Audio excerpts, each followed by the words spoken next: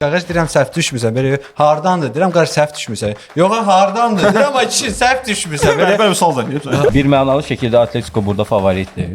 Bəs iki mənalı şəkildə. İki mənalı şəkildə Atletico Madrid favorit deyil. İnanmıram ki, Atletico Madrid rahat oyun göstərə biləcək. Çünki Azərkeşlər stadionun aurası Qalatasaray da başa düşür ki, bunun axırıncı şanslarından biridir. İki şansı varsa City ilə səfərdə mən şans görmürəm Qalatasarayda. Ümumiyyətlə Asimkan olsa belə şans məncə yoxdur.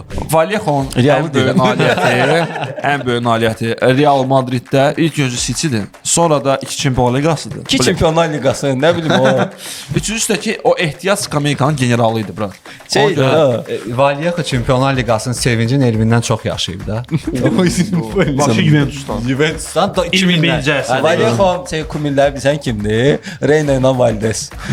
Casillas şatla 2 dəfə Avropa çempionu və dünya çempionu. Heç də. Marseille'in bir gözəl xüsusiyyəti var ki, gəlir Nanta özündə 2-0 ucur. O Nanki axırlarda gedir.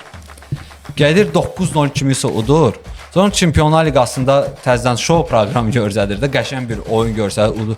Və axırda gəlir Nipanyatlı bir hansısa kluba təzədən udur. Liverpool da ki, ondan geri qalmır da. Liverpool bu mövsüm necə ki gəlib 3-0 uda bilər, elə də gəlib nə bilim 3-0 da uda bilər. Fulhamla adicə oyunu götürsə 94-də gol vurub 96-da buraxır.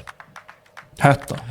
Hədsiz dərəcədə, hədsiz. Sən ürəyimin rahatlığı düşün. Mən də deyə bilərəm ki, sənə Marseille kimlə çempionatda oynayır? Əlbəttə ki, hansı qəşəng komanda ilə olacaq da. Onlar Anje ilə oynayır. Dağıstan səfərinə gedir.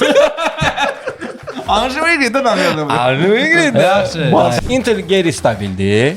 Arsenal isə qəribə hələ də lazımdır. Onsa 8-dir. Qeyri-stabil Inter brat. Birinci yerdə də İtaliyada da. İtaliya özü qeyri-stabildir. Ona görə. Və gol fərqi də -8-dir Frankfurtda. Frankfurt maksimum çalışacaq ki, çox vursun və Başı üçün də öyle. İndi o başqa söhbətdir, amma Qarabağ da çalışacaq ki, yenə deyirəm Qarabağın uduzmamağı böyük bir nəticə olacaq. Əlbəttə ki. Gəldi 5-1 utdu, sonra 5-1 uduzdu. 3 oyun 5-1 qutardı. Hələ yəni normaldır. Frankfurt üçün normaldır.